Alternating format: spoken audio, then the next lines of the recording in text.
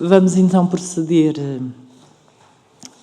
à audição da Associação Protetora dos Diabéticos de Portugal, a pedido do Grupo Parlamentar do Bloco de Esquerda, sobre a suspensão de comercialização das bombas de insulina automáticas adquiridas pelo Estado português e suas consequências no acesso a estes dispositivos.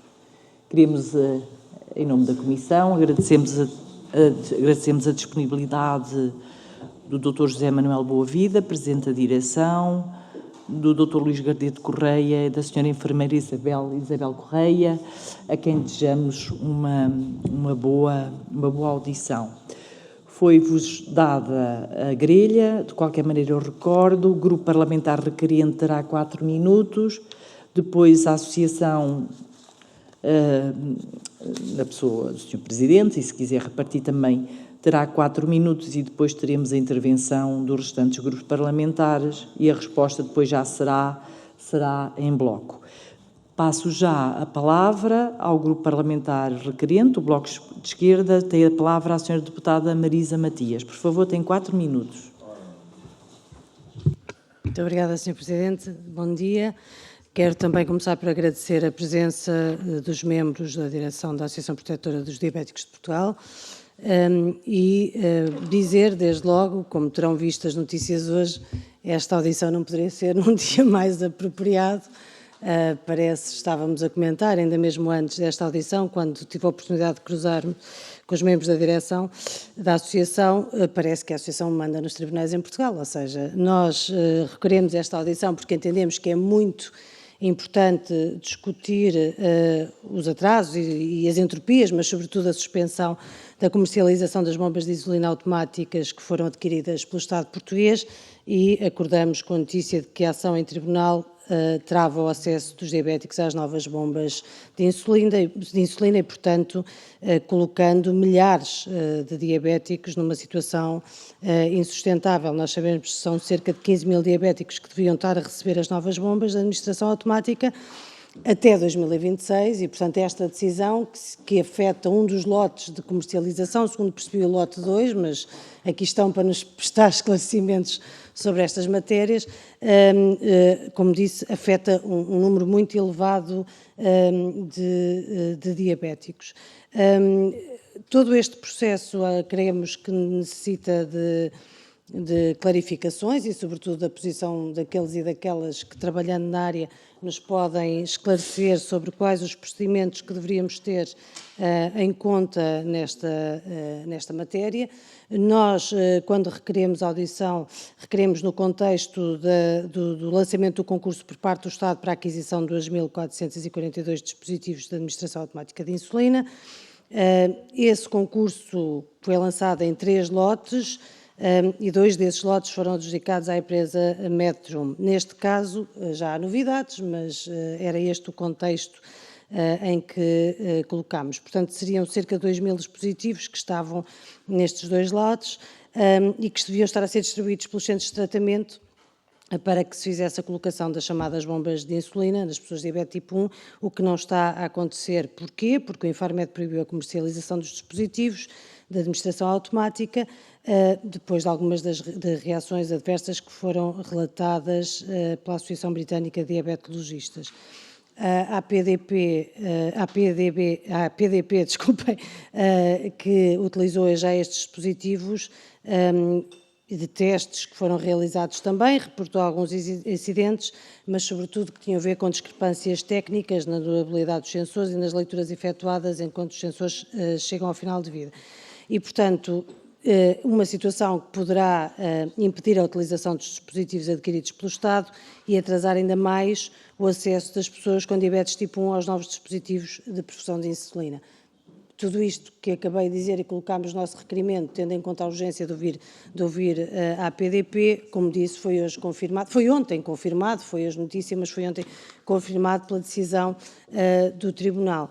E, portanto, é neste sentido que aqui chamamos os representantes, incluindo o Sr. Presidente da direção da Associação Protetora dos Diabéticos de Portugal, porque entendemos, de facto, que é uma situação urgente e que necessita de uma resposta. E entendemos também que ninguém está em melhores condições de poder discutir este tema e dar-nos pistas sobre os caminhos e as responsabilidades que podemos ter nesta matéria que os representantes da Associação Protetora dos Diabéticos de Portugal. E, portanto, o mais importante, creio, é ouvi-los e depois terei questões a colocar, mas falo-ei na segunda ronda e agora deixaria a quem nos pode elucidar. Muito obrigada. Muito obrigada, Sra. Deputada, Sr. Presidente e restantes membros. Passo então agora a palavra, tem 4 minutos para a resposta, por favor. Muito obrigado. A referência é aquele ali em cima. Muito bem. Já aqui, uma alternativa. Muito bom dia, Sr. Presidente, muito bom dia, Srs. Deputados. Muito obrigado, em primeiro lugar, por nos receberem. A história das bombas de insulina é já uma saga que dura há 15 anos e, portanto, que começou com um estudo piloto desencadeado em 2009, 2010 e que há cerca de 2 anos teve uma petição de 26 mil pessoas exigindo as novas bombas inteligentes.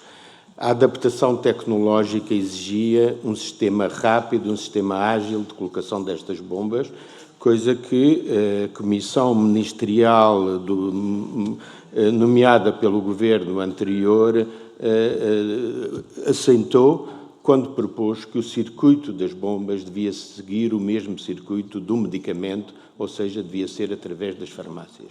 Quando muito, poderia haver um catálogo.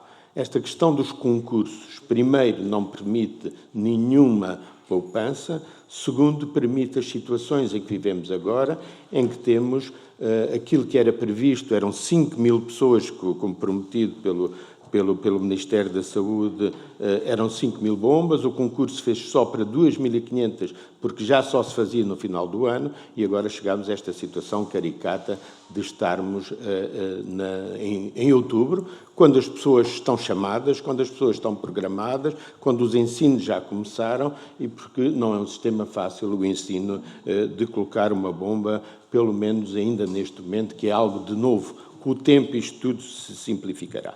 Nós calculamos que serão cerca de 30 mil as pessoas com diabetes tipo 1, das quais cerca de 15 mil precisarão e quererão ter bombas, porque nem todas as pessoas querem ter um sistema com fios por fora do corpo e, portanto, que são os únicos que existem em Portugal. Ainda não existem sistemas chamados PETs, que são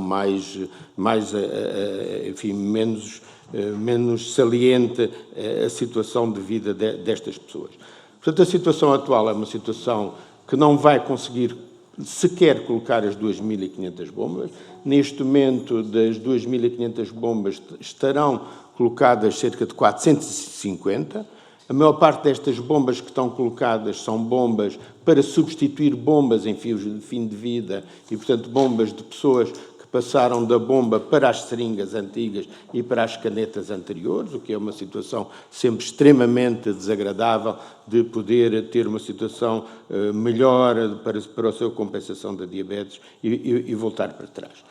Aquilo que foi nossa, e já reunimos com todos os partidos políticos, ou quase todos, temos sempre pedido que é necessário agilizar esta situação. É necessário manter a responsabilidade dos centros de colocação de bombas e dar-lhes idoneidade suficiente para a colocação de bombas. Isto está previsto, foi sempre esta a perspectiva que o Ministério da Saúde disse defender, mas na prática encontramos sempre da parte da SPMS e da parte do Infarmed muitas resistências a termos um sistema verdadeiramente ágil e verdadeiramente capaz de responder às necessidades destas pessoas. Muitas delas, cerca de metade delas, são crianças. Chama a atenção, por exemplo, que esta segunda-feira fomos colocar uma bomba ao IPO, a Associação foi colocar uma bomba ao IPO a uma criança com uma leucemia mieloblástica sem solução terapêutica e que com os tratamentos de corticoides necessita de doses enormíssimas de insulina e era impossível compensar aquela criança. E isto é algo que deveria ser normal, não uma exceção. E, portanto, enfim, não é para estar a chamar a atenção de um ato feito, não demos qualquer tipo de publicidade, mas é só para chamar uma situação concreta que se faz. As crianças com menos de 2 anos hoje já podem colocar bombas. Estas crianças não podem ser autónomas. As crianças com menos de 6 anos não podem ser autónomas a gerir a diabetes. Tem que ter um controle paternal e, portanto, essa situação que chamamos a atenção e gostaríamos de pôr à consideração dos seus deputados, da Sra. Presidente. Muito obrigado. Muito obrigada, Sr. Presidente.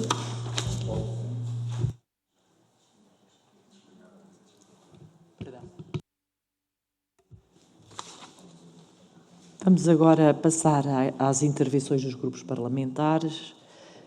Passava já, cada grupo parlamentar tem 4 minutos e depois responderão em bloco. E eu direi qual é o total dos tempos. Grupo parlamentar do PS, a Sra. Deputada Mariana Vieira da Silva, tem 4 minutos, Sra. Deputada. Muito obrigada, Sra. Presidente. Muito bom dia. Queria cumprimentar também a APDP, saudando naturalmente esta associação pelas já mais de uma centena de anos de... Ainda não. 98. Está quase uma centena, portanto, aproximamos-nos de um ano redondo de comemoração, mas dar os parabéns pelo trabalho. Acho que todos na Comissão de Saúde e no país somos testemunhas do trabalho que a APDP tem feito e da forma como tem transformado a forma do Estado também olhar para a diabetes e para a atualização das suas respostas. E se há característica que eu acho que podemos dizer que o nosso SNS tem, é de ter uma adaptação rápida às inovações que vão acontecendo e de Portugal ser um exemplo dessa atualização nas respostas a diferentes patologias e à diabetes também. O assunto que nos traz aqui, como a deputada do Bloco de Esquerda referiu, foi tendo notícias várias ao longo do tempo e eu acho que uma vantagem desta audição é podermos também fazer, foi tendo muitas mudanças ao longo do tempo e uma vantagem desta audição é nós podermos fazer aqui o fio da história e colocarmos-nos no momento atual para as decisões que a Assembleia e depois naturalmente o Governo terão que tomar. E a primeira pergunta que eu gostaria de deixar diz respeito à forma como as estimativas relativamente aos 15 mil doentes e ao faseamento no qual eles teriam, à luz do plano aprovado pelo Governo anterior, acesso a estas bombas de insulina, foi feita, perguntando nomeadamente se a APDP continua a entender que o número de 15 mil, independentemente do faseamento, é o número adequado para ter este tipo de resposta, no sentido em que outras continuam disponíveis, ou pela idade ou por outras razões, podem, nem todos os casos, serem adequados à utilização desta bomba. A minha segunda pergunta tem precisamente a ver, independentemente desta estimativa, que serve para desenhar uma política pública, como é que a Associação vê que o país se poderia organizar para esta disponibilização, se estamos numa fase de massificação da resposta ou se continua a ser adequado num início de uma abordagem, uma proposta de haver um conjunto de estabelecimentos que toma esta decisão e que faz esta aplicação, porque tanto quanto percebo ainda não é uma aplicação como muitas outras, fácil de fazer e que possa ser feita em qualquer circunstância.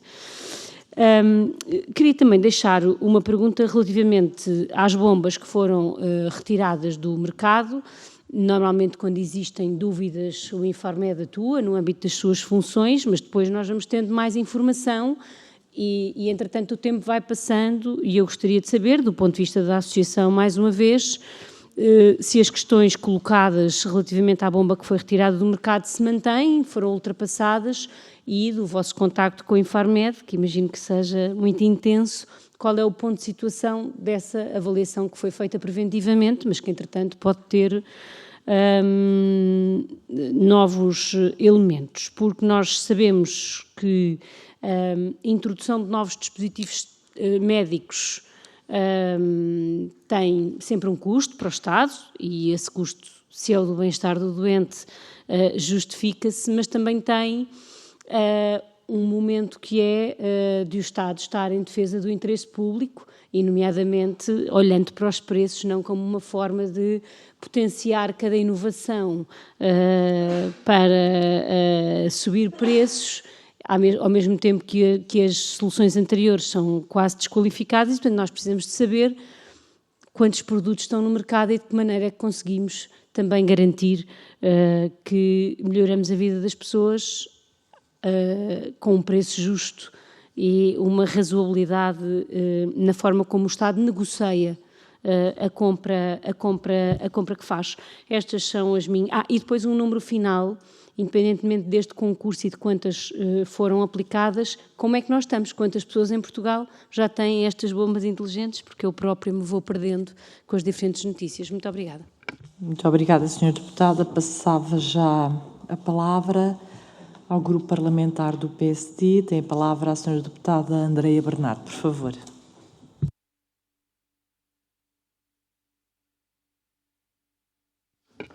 Muito bom dia. Senhora Presidente, senhores deputados, estimados representantes da Associação, e antes de mais gostava de saudar a Associação Protetora dos Diabéticos pelo seu trabalho incansável, a mais antiga do mundo, e é importante referir, e que ajuda milhares de portugueses com diabetes e que estabelecem sempre um trabalho muito cordial e cooperativo entre a Associação, o SNS e no final do dia que ajudem os doentes. E vamos por pontos nesta audição, e é importante referir várias situações que foram acontecendo ao longo do tempo.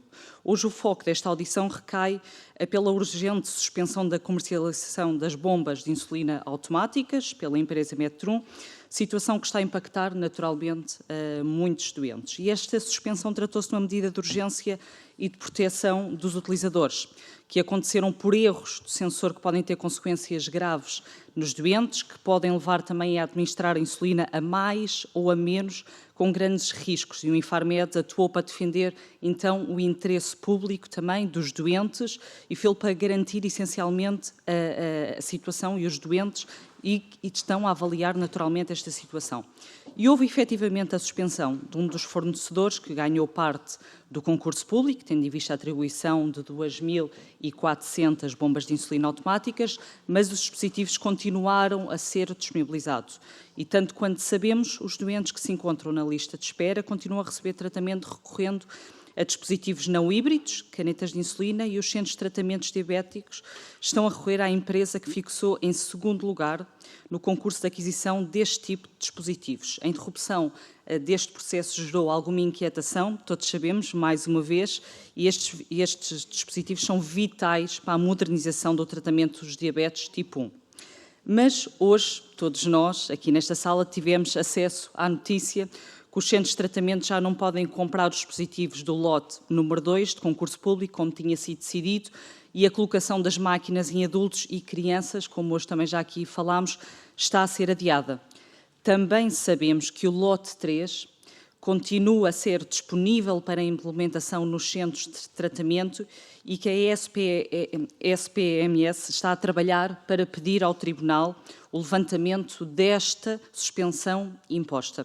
E assim o PSD, o Partido Social Democrata, gostaria também de saber a opinião da Associação de quantas bombas de insulina automáticas já foram encomendadas e atribuídas até ao momento, após estas diversas mudanças de fornecedores, e como está a decorrer também o processo de formação para a utilização destes dispositivos alternativos, que é muito importante também obtermos esta informação, que é uma nova tecnologia, de forma eficaz e segura, mas como é que está a decorrer também esta formação. Mas, em todo o caso, gostaríamos de saber, e essencialmente, e também sabemos que é a nossa preocupação, como a vossa preocupação, se o acesso aos doentes está ou não a ser assegurado. Se algum doente está a ser posto de fora, se todos estão a usufruir de tratamento no final do dia, e face a esta notícia, que comentários também é que nos podem fazer e que informação nos podem trazer? E também qual é que é o impacto que consideram que também pode trazer aos doentes, essencialmente à vida destes doentes. Todos compreendemos que esta situação é complexa e é essencial, mas também sabemos que não se pode perder em vista a saúde destes doentes e a proteção e a segurança dos utilizadores devem ser sempre envolvidos e esta é a nossa prioridade, como acreditamos também que é a prioridade da Associação. E agradecemos uma vez mais à Associação pelo vosso trabalho incansável e hoje também estando aqui presentes na Casa da Democracia e esperemos que esta audição também que nos ajude a encontrar caminhos e que minimizem os impactos neste atraso, assegurando também o melhor tratamento possível dos doentes diabéticos em Portugal. Muito obrigada. Muito obrigada, Sra. Deputada. Passo a palavra ao Grupo Parlamentar do Chega. A Sra. Deputada, a Sra. Vice-Presidente desta Comissão, Marta Silva.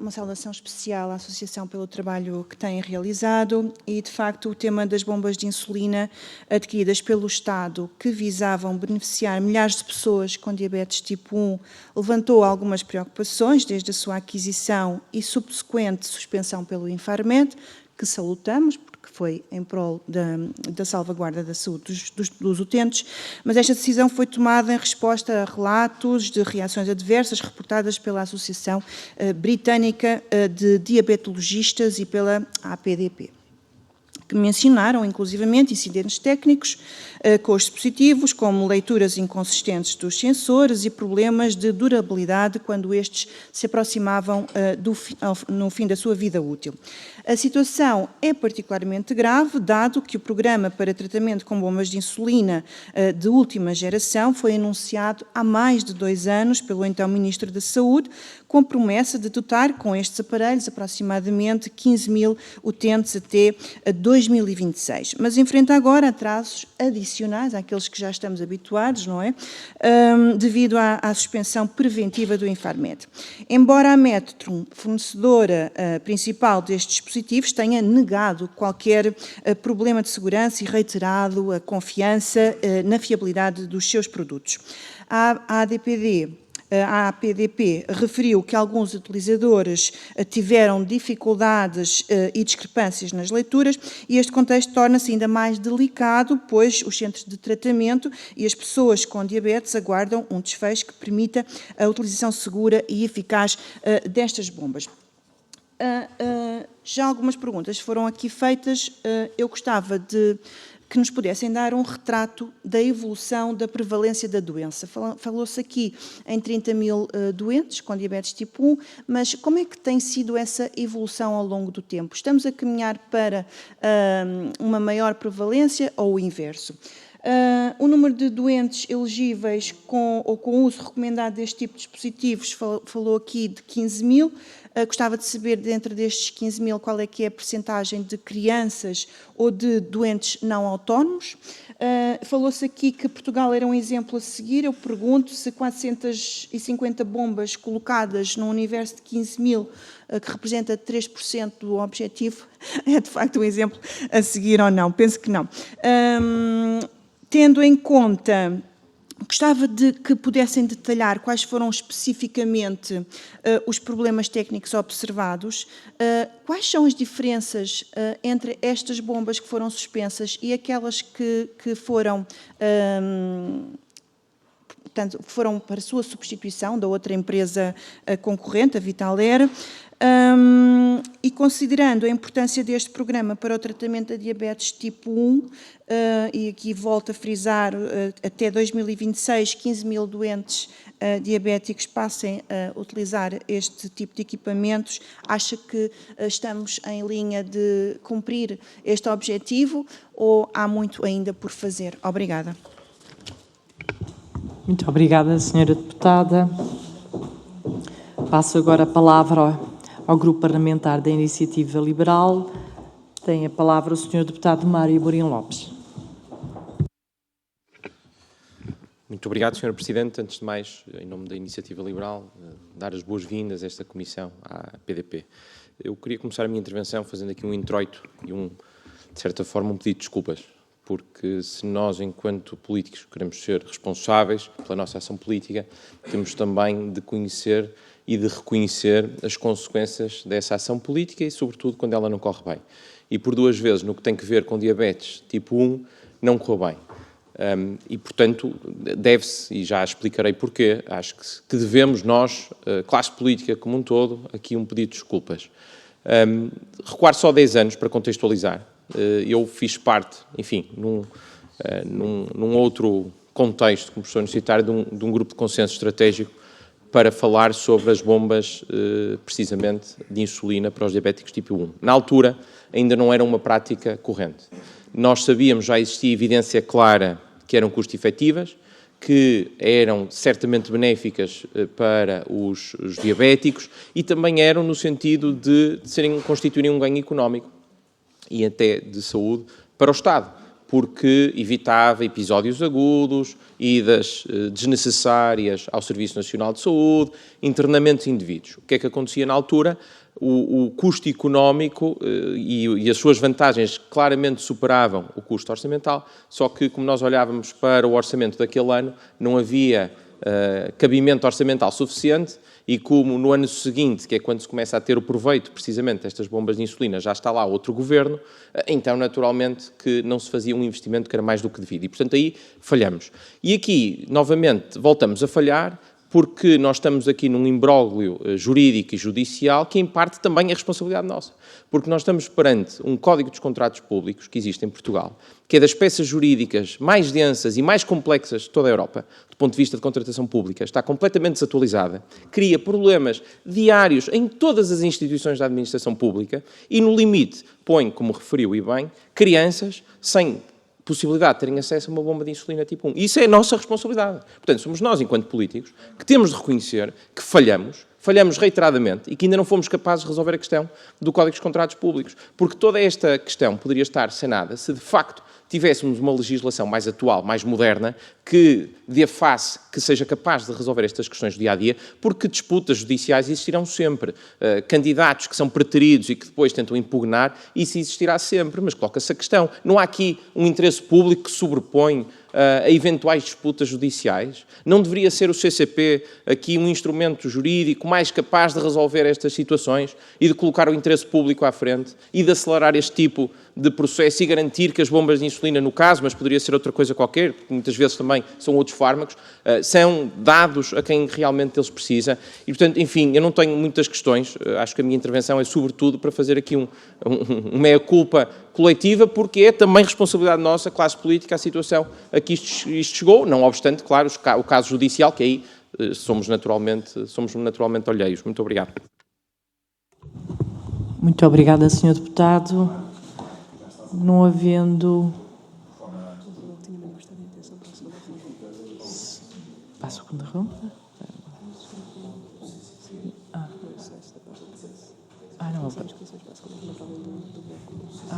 Mas agora vamos para a resposta, não é? Então, Sr. Presidente, tem 16 minutos para responder.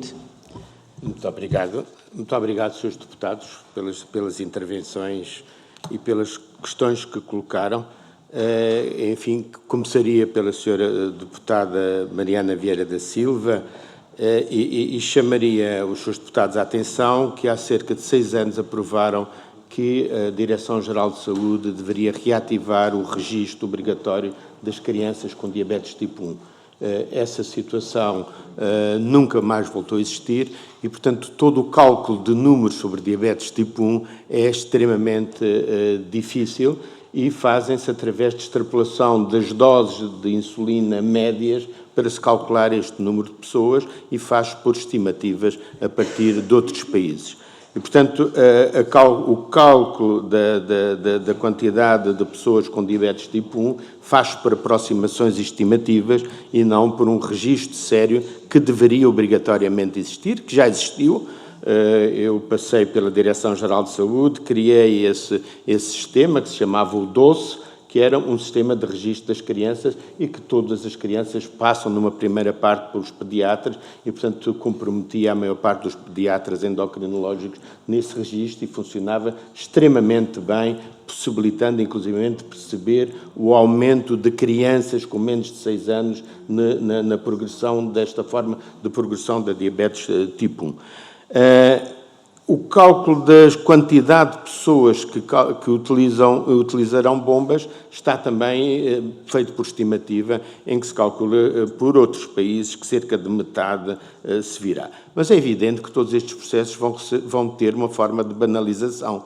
Começa-se nesta forma por se achar que é algo extremamente difícil e complexo e as novas bombas são extremamente eficazes, nomeadamente aquela que neste momento está a ser colocada e estamos extremamente satisfeitos com elas. A massificação, penso que sim, que é a solução. O Serviço Nacional de Saúde inglês, há cerca de 4 meses, decretou que todas as pessoas com diabetes tipo 1 tinham direito à bomba de insulina inteligente e fê-lo através de um catálogo de bombas no qual os médicos podiam prescrever segundo aquele catálogo. Portanto, é um concurso que não exclui parceiros, não exclui empresas, e é uma das alternativas que propomos. Portanto, eu penso que nós temos que discutir, essencialmente, que alternativas é que podemos ter para podermos chegar aos objetivos. Neste momento ainda é evidente que a experiência está colocada nos centros de colocação de bombas, são cerca de 35, o que já cobre neste momento o país inteiro e, portanto, estes centros têm-se vindo, à medida que mais gente coloca bombas, têm-se vindo a desenvolver e, portanto, penso que a massificação provavelmente virá nos próximos anos, tal e qual como a facilitação das bombas. Em relação à Metro 1, o que é que se passa? Passa-se que a Metro 1 não tem nenhum estudo realmente científico com um grupo de controle, com um grupo independente de avaliação e, portanto, como são dispositivos médicos, não sei se sabem, não passam pelo percurso de aceitação do medicamento, passam pelo ter uma marca CE. E a marca CE basta pedir-se. E, portanto, esta casa, que é da Metro 1, é um número internacional, em Portugal é Equilaban, tinha realmente contratualizado com essa empresa, mas a associação, à experiência daquilo que faz anteriormente, pediu para experimentar a bomba antes dela ser comercializada. E foi aí que deparámos com estas notificações, que avisámos a empresa que, obviamente, tínhamos que notificar o Infarmed, e foi isso que levou a todo o processo de ir encontrar o artigo dos colegas ingleses que já chamavam a atenção para esta situação, e o que é verdade é que não há nenhum estudo internacional que mostre que esta bomba, a ligação do sensor e a ligação da bomba se conectam devidamente e são capazes disso. Mas, apesar disso, encontramos também alguns problemas nos próprios sensores que, obviamente, poderão vir a melhorar e estas tecnologias é natural que o façam. Neste momento, no mercado, só temos mais 2 casas, é a Vital Air ou Air Liquide e é a Medtronic. A Medtronic tinha até agora o monopólio de todas as bombas, mas ao não aceitar o preço imposto no concurso, foi excluída do concurso. Portanto, tendo excluído a Metro 1 por causa das questões técnico-científicas e de segurança, foi chamada a Vital Air a colocar, portanto, que tinha ganho o terceiro lote, a colocar também o segundo lote. Segundo os dados da Vital Air, o terceiro lote estará praticamente a ser colocado, que são cerca de 466 bombas, que eles dizem que até ao fim do mês são colocados o primeiro lote.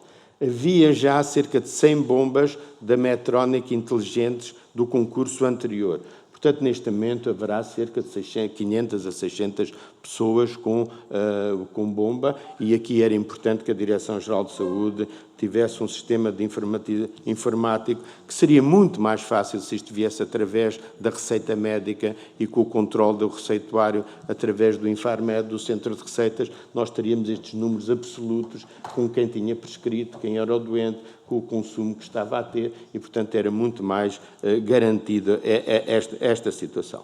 Estão previstos o aparecimento de mais 3 casas que estão no estrangeiro e que ainda não vieram para Portugal, e estão previstas, só na China, 9 novas casas. Portanto, o desenvolvimento destas tecnologias vai ser explosivo e eu penso que com isto também os preços poderão vir a baixar e, portanto, esta questão da Medtronic não querer baixar preço é porque ainda está numa situação que pensa que ainda pode jogar com isso. Eu sei que houve negociações diretas com eles para uma grande compra e conseguir uma redução de preço razoável e eles não estiveram interessados em fazer nenhum desconto em relação a uma grande compra, o que mostra bem como as empresas às vezes se situam nesta situação.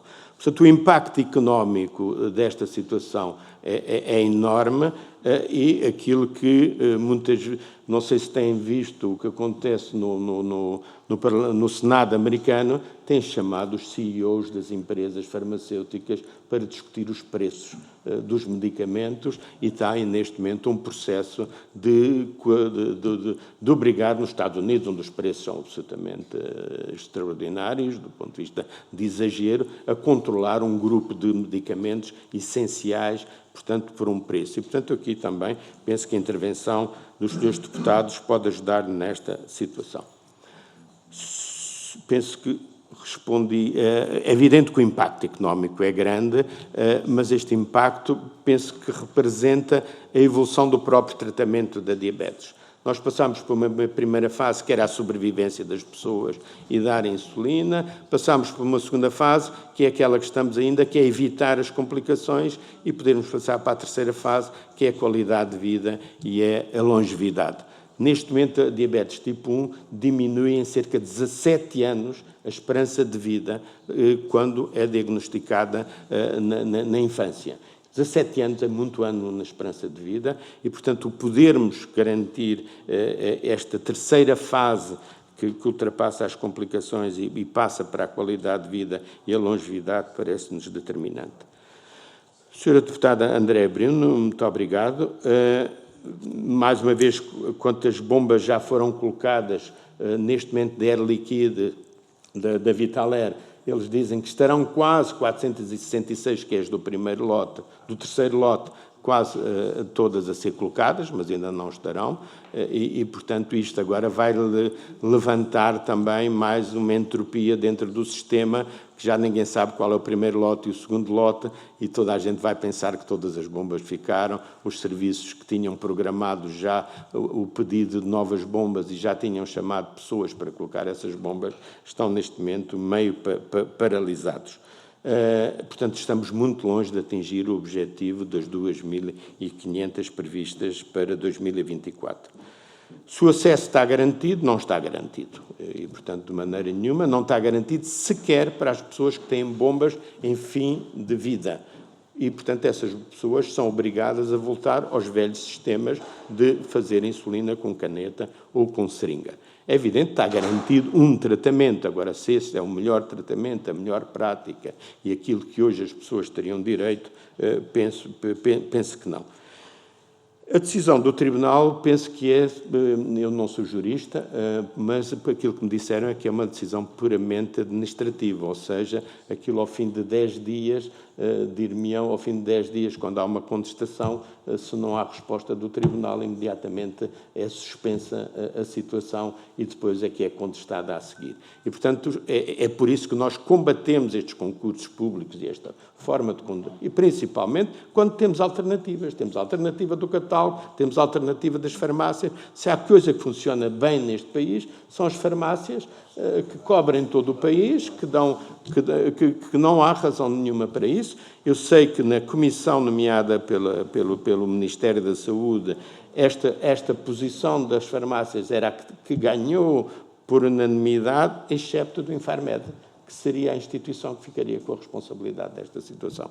E eu penso que o Infarmed deverá realmente explicar se a alternativa é o catálogo, se eles têm meios para fazer isto, mas colocando os sensores, que penso que todos conhecem, o disco que se coloca no braço, generalizadamente, hoje há cerca de 50 mil pessoas com o disco no braço, é fácil de calcular, também não é fácil de pôr, não é fácil de utilizar, como os telemóveis, lembram-se, na fase inicial, até chegar o senhor que guardava as cabrinhas e que se provou que ele também era capaz de trabalhar com o telemóvel, percebeu-se que isto é um sistema funcional, prático, e que não há nenhum idoso hoje, praticamente, que não seja capaz de trabalhar com um telemóvel.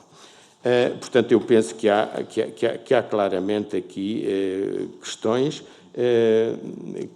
que são relevantes.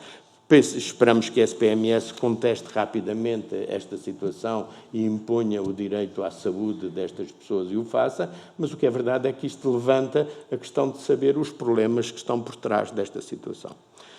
Senhora deputada Marta Silva, a evolução da diabetes tipo 1 está a crescer, principalmente nos grupos mais jovens, como estão a crescer todas as doenças autoimunes.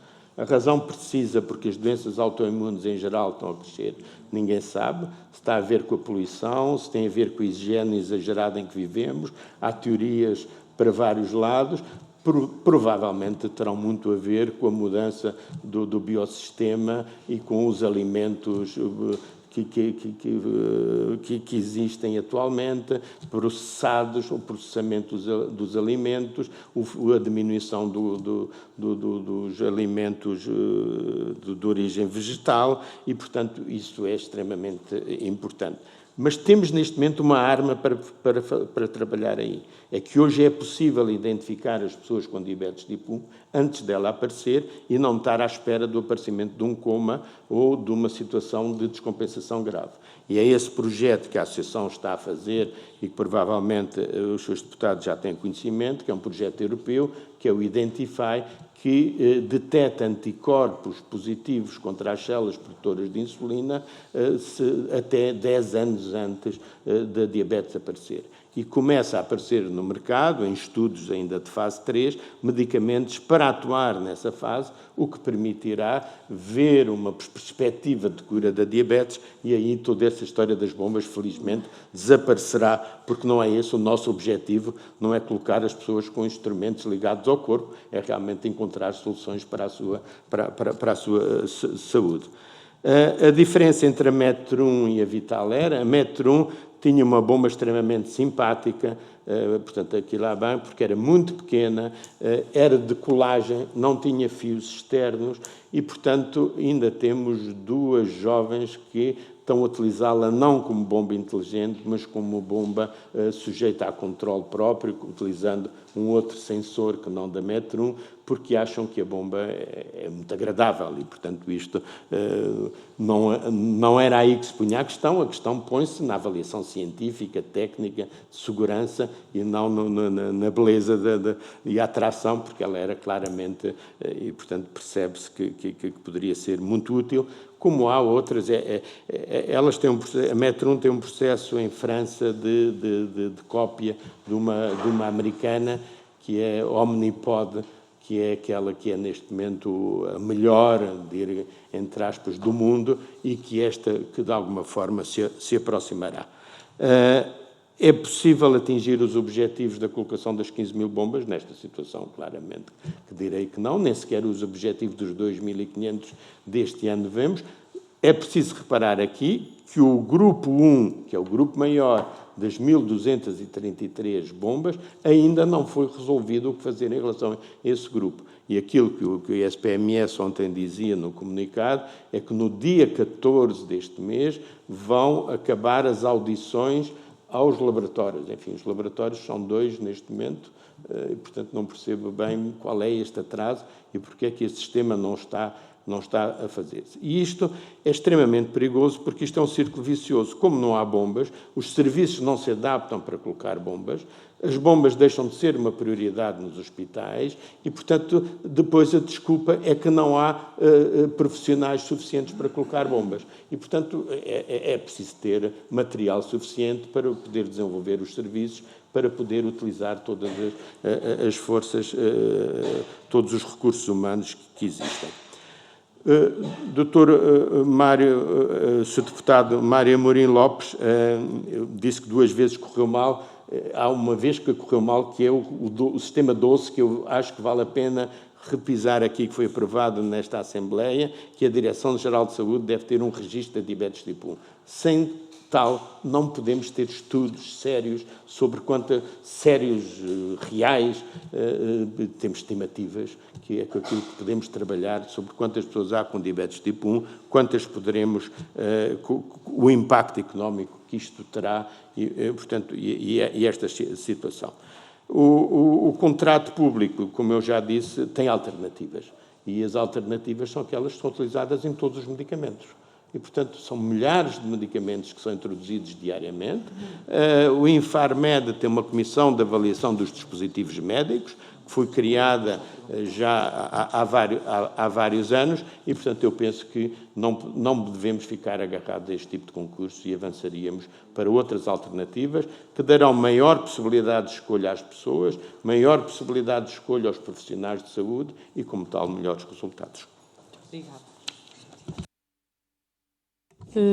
Temos para a segunda ronda um pedido de intervenção do Grupo Parlamentar do Bloco de Esquerda. Pergunto se os restantes grupos querem também... Não. Portanto, passo já para... Andreia Bernardo, Sra. Deputada Andreia Bernardo, do PSD. PS não. Ok. Senhora Deputada, 1 minuto. Senhor Presidente, tínhamos uma questão final, que era perceber se os doentes de diabetes tipo 1 estão ou não a receber o tratamento, porque a ideia que ficámos e que a população também fica é que não estão a receber tratamentos, mas o doutor já nos respondeu que estão a receber o tratamento, não é o preferencial. No final do dia, estamos a voltar aos métodos antigos, que são igualmente eficazes, não estamos a discutir isso, mas também todos sabemos que as novas bombas inteligentes são essenciais para a melhoria de vida e da qualidade de vida destes doentes. E por isso mesmo este é um assunto que preocupa o PSI, que estamos a acompanhar de perto, que este não se torne um ciclo vicioso, tal como o Dr. José referiu, mas que sim, que seja também uma prioridade este assunto. Mas aproveitando também aqui a presença da Associação, e apenas em 10 segundos, gostaríamos também de tentar perceber que tipo de medidas de prevenção desta doença de diabetes é que a Associação também está envolvida e o que é que também podemos fazer para melhorar. Porque uma das coisas que devemos fazer, essencialmente devemos pensar, é que a saúde não é de ação. A saúde é de prevenção e tal como nós, enquanto deputados nesta Comissão da Saúde e tal como a Associação, este deve ser o foco principal da nossa atividade. Obrigada. Muito obrigada, Sra. Deputada. Passo agora a palavra à Sra. Deputada Marta Silva. Por favor, 1 minuto.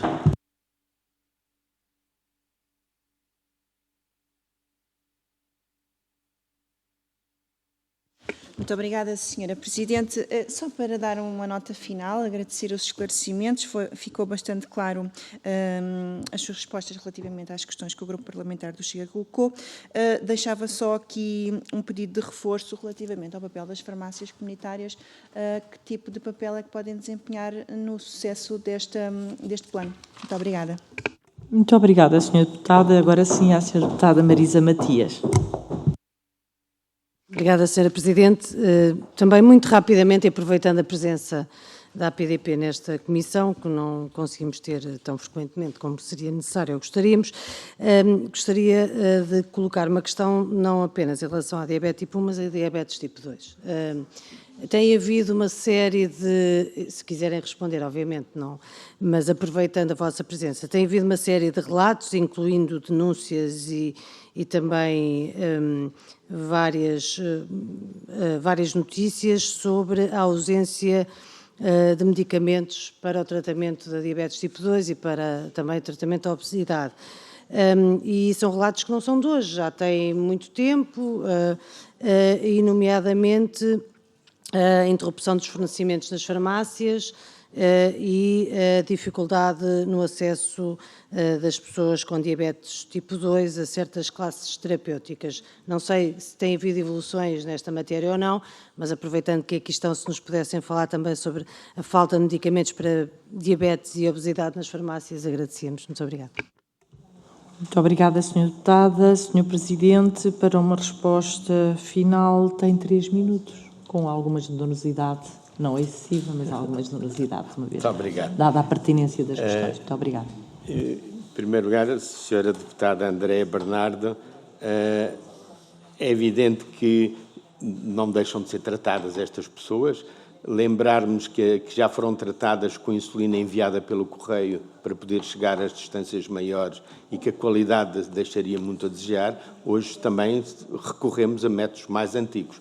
É óbvio que conseguem um bom controle, mas à custa de um esforço humano de decisões de fazer 6 a 7 injeções por dia, de estar a fazer uma monitorização permanente e de um risco enorme, quer de hipoglicémias, com consequentes internamentos, quer de má compensação, que são muito efetivos, até porque a adesão à terapêutica tão rigorosa não é atributo de todas as pessoas, porque, como em todo lado, as questões tornam-se extremamente violentas e psicologicamente muito difíceis de levar a cabo. Portanto, há medicamentos claramente para tratar, que são aqueles que sempre utilizamos nos últimos anos, mas eles não têm a mesma efetividade, a mesma eficácia. Em relação ao futuro, e nomeadamente em relação à prevenção, a Associação tem vindo a sugerir, e já falámos com alguns grupos parlamentares, sobre que gostaria de criar um Instituto de Prevenção da Diabetes. E esse Instituto de Prevenção da Diabetes iria exatamente nesse sentido.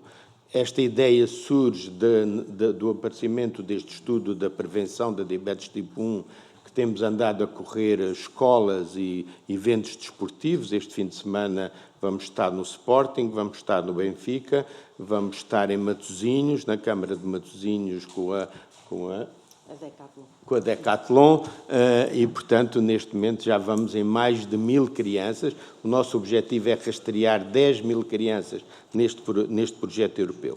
Isto, por um lado, para a diabetes tipo 1. Para a diabetes tipo 2, o problema é muito maior. Não sei se recordam do desafio que a Fundação Carlos Gulbenkian fez para a prevenção da diabetes tipo 2.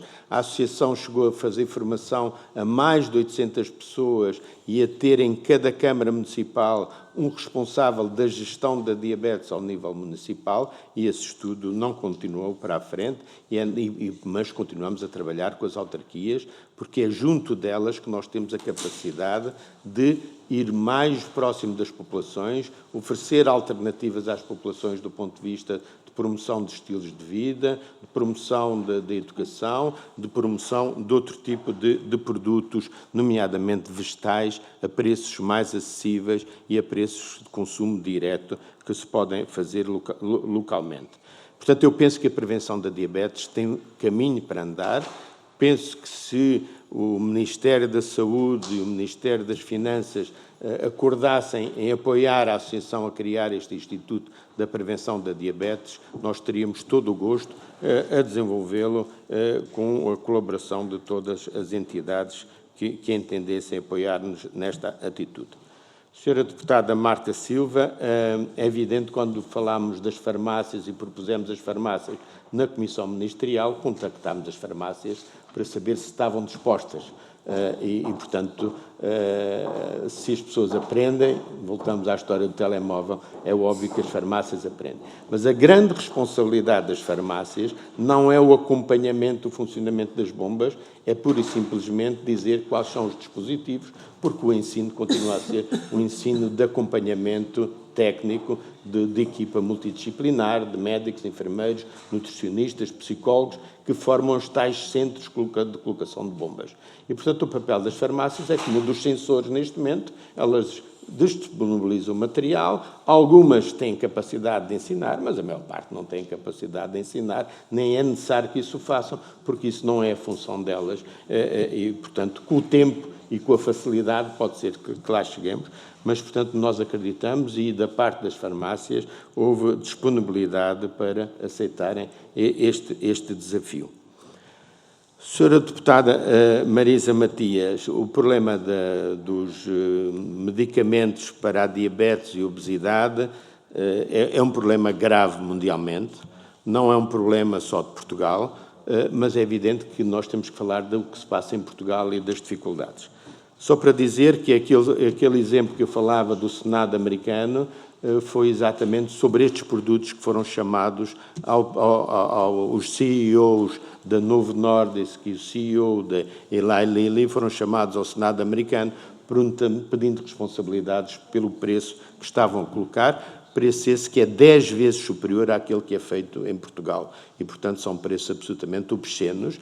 E com outra situação ainda pior, é que há empresas que já comercializam diretamente online para a população sem passar por prescrição médica ou passar por prescrição farmacêutica. Nomeadamente, a Eli Lilly está a fazer esse processo e é um processo, enfim, que pode vir a ter repercussões muito grandes nessa situação, porque a venda de medicamentos online já é neste momento um problema gravíssimo a nível mundial. Só para dar um exemplo, a testosterona é o medicamento mais vendido online e não se compara nem quase que há disponibilidade ao nível das farmácias, e é praticamente todo vendido online. E, portanto, o futuro pode trazer-nos aqui algumas questões complexas de resolver. A situação em Portugal, primeiro, a decisão do Infarmed em unicamente dar às pessoas com diabetes com índice de massa corporal superior a 35 não faz qualquer sentido. O próprio estudo que o Infarmed se baseia para esta decisão mostra que as pessoas com um índice de massa corporal entre 30 e 35 têm melhores resultados, coisa que é fácil de perceber, porque é mais fácil emagrecer uma pessoa com pouco excesso de peso do que uma pessoa com muito excesso de peso e, portanto, os resultados são vistos aí. A desculpa do laboratório de separar diabetes da obesidade parece-me que é uma desculpa de forma de entrada no mercado. Como a diabetes tem como participação, esta é uma forma de tentar entrar no mercado e pôr o produto no mercado. Eu penso que isto também, da parte do Infarmed, deveria ir mais longe no sentido de dizer qual é a comparticipação para a obesidade, quais são as situações de obesidade que devem ter direito a comparticipação e em relação à diabetes, a comparticipação deveria ser a todas as pessoas com excesso de peso. Eu nem vou aos 30, que é a obesidade. Como sabem, todos estes índices são calculados artificialmente por consensos. Eu iria a um índice de massa corporal superior a 28, que é aquilo que alguns países já utilizam no caso da diabetes. Em relação à restrição às farmácias, é um problema de cap do laboratório. O laboratório tem um cap a partir do qual não recebe nada e, portanto, não coloca nas farmácias. E, portanto, isso é uma questão que o Infarmed tem que negociar e aqui também deixaria a sugestão de chamarem os responsáveis destas casas comerciais, verem se eles estão disponíveis a baixar os preços e permitir, assim, um acesso mais largo a uma população maior, porque vendendo muito mais, seguramente que o resultado final não lhes ficaria a desfavor. Muito obrigado. Peço desculpa do tempo. Presidente, muito obrigada pelos esclarecimentos, pelas sugestões que até nos deixou, pelas reflexões que fez, que a vossa centenária experiência certamente também permite, e a vossa autoridade, mais uma vez em nome da Comissão de Saúde, muito obrigada pela vossa disponibilidade e despedimos-nos de vós. Eu acompanho-vos ali à porta e vamos depois de logo dar início, já cá estão. Ainda não, mas vamos retomar a reunião.